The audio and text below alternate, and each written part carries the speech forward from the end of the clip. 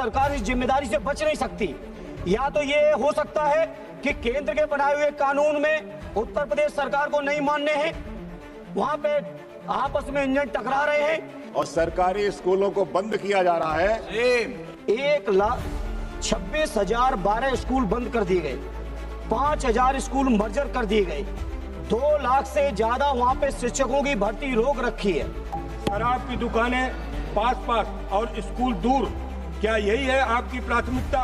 छात्रों को लैपटॉप दिए जा रहे थे और आज मधुशालाएं दी जा रही हैं। गांव के स्कूलों को मर्ज करके बच्चों को 2-2, 3-3 किलोमीटर दूर भेजने की साजिश की जा रही है। 27,000 से ज्यादा दारू की दुकानें उन इलाकों में खोल दी गई सभापति जी। कम छात्र संख्या के आधार पर तोड़ा जा रहा है और बंद किया जा रहा है। बहुत बहुत धन्यवाद सभापति जी। सभापति जी, मैं अपनी पार्टी के माननीय सदस्य नरेश उत्तम जी और माननीय सदस्य नीरज मौर्य जी की बात से अपने को जोड़ते हुए ये कहना चाहता हूँ, बाबा साहब भीमराव अम्बेडकर जी ने कहा कि जिस समाज को कमज़ोर करना उसको शिक्षा से वंचित कर दो। मैं समझता हूँ उत्तर प्रदेश की सरकार समाज के दलित, पिछड़े, आदिवासी, मजदूरों, किसानों, बुनकरों, छोटे छोटे गरीबों के परिवारों को मुख्य धारा से दूर करने के लिए शिक्षा से वंचित करते हुए जा रहे हैं।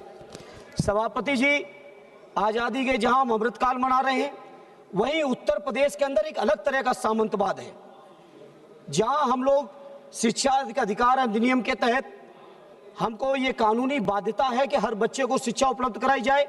वहीं उत्तर प्रदेश के अंदर बड़ी विडंबना है, 1,26,012 स्कूल बंद कर दिए गए, 5,000 स्कूल मर्जर कर दिए गए, 2 लाख से ज्यादा वहां पे शिक्षकों की भर्ती रोक रखी है।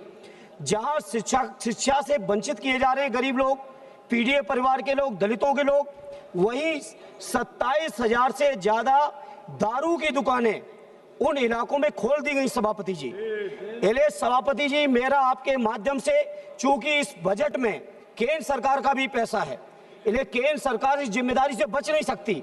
या तो ये हो सकता है कि केंद्र के बनाए हुए कानून में उत्तर प्रदेश सरकार को नहीं मानने हैं, वहां पे आपस में इंजन टकरा रहे हैं, लेकिन टकरा रहे तो टकराते रहें, लेकिन उत्तर प्रदेश से गरीब, किसान, पिछड़े, आदिवासियों, दलितों के जो बच्चों की शिक्षा से वंचित किया जा रहा है, यह उत्तर प्रदेश का जनमानस स्वीकार नहीं करेगा। एक मिनट सभापति खत्म करें।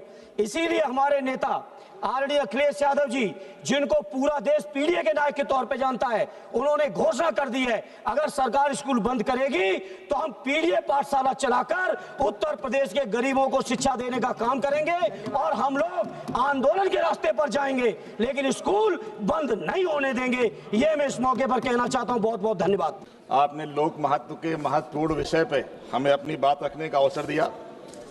डॉक्टर बाबा साहब अम्बेडकर ने कहा था कि शिक्षा शेरनी का वो दूध है जो पिएगा वो दहाड़ेगा। लेकिन बहुत अफसोस के साथ कहना पड़ रहा है कि उत्तर प्रदेश के अंदर सरकारी स्कूलों की दुर्दशा है और सरकारी स्कूलों को बंद किया जा रहा है। उत्तर प्रदेश में जब माननीय अखिलेश यादव जी थे तो छात्रों को लैपटॉप दिए जा रहे थे और आज मधुशालाएं दी जा रही हैं।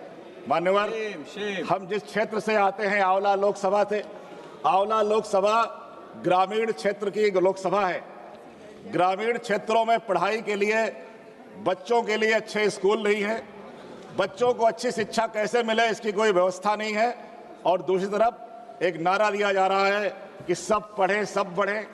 इसी लोकसभा ने राइट टू एजुकेशन पास किया, इसी लोकसभा ने शिक्षा का अधिकार सबको दिया, लेकिन आज शिक्षा का अधिकार छीना जा रहा है। इसलिए मैं आपके माध्यम से सरकार से मांग करता हूं कि सरकार उत्तर प्रदेश के स्कूलों को बंद न करे, बल्कि हमारे क्षेत्र में सरकारी केंद्रीय विद्यालय या नवोदय विद्यालय की स्थापना करे, जिससे कि सबको शिक्षा का अधिकार मिले। आपका मैं आभारी हूं, आपने अवसर दिया। बहुत बहुत धन्यवाद। सभापति महोदय, मैं आपके माध्यम से सरकार का ध्यान एक गंभीर, संवेदनशील और जन विरोधी निर्णय की ओर खींचना चाहता हूं। उत्तर प्रदेश में परिषदीय विद्यालयों को कम छात्र संख्या के आधार पर जोड़ा जा रहा है और बंद किया जा रहा है।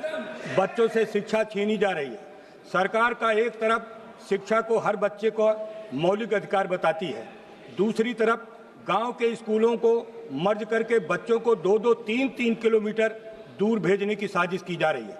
क्या यही नया भारत है जहां शराब के ठेके गांव-गांव खोले जा रहे हैं लेकिन स्कूलों को गांव से हटाया जा रहा है? मनहर शराब की दुकानें पास-पास और स्कूल दूर, क्या यही है आपकी प्राथमिकता?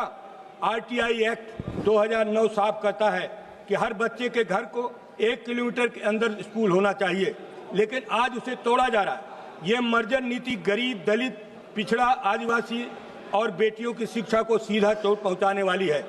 बेटियां कैसे जाएंगी 2-2, 3-3 किलोमीटर? गरीब का बच्चा कैसे छोड़ेगा अपना गांव और अपने गांव कैसे पढ़ने जाएगा? ये नीति ड्रॉप आउट्स को बढ़ाएगी, बाल मजदूरी को जन्म देगी और संविधान द्वारा प्रदत्त शिक्षा के अधिकार को रौंदेगी। मैं सरकार से मांग करता हूं कि 16 जून 2025 को के आदेश को तत्काल वापस किया जाए। नंबर 2, किसी भी परिषदीय विद्यालय को मर्ज या बंद न किया जाए। नंबर 3, विद्यालयों में पर्याप्त शिक्षक और प्रधानाध्यापक की तैनाती हो। नंबर 4, शिक्षकों में गैर शैक्षणिक कार्य न लिया जाए और केवल उनसे पढ़ाने काम किया जाए। सभापति महोदय, आज जब सरकार बेटी बचाओ बेटी पढ़ाओ का नारा देती है, उसी बेटी को स्कूल से दूर भेजने की नीति बनाना एक गंभीर विडंबना है। महोदया, मैं आपसे आग्रह करता हूं कि ये विषय संसद में गंभीरता से लिया जाए और उसके गांव में हर बच्चे को शिक्षा का अधिकार दिया जाए। धन्यवाद। सभापति महोदया, बहुत बहुत धन्यवाद आपको।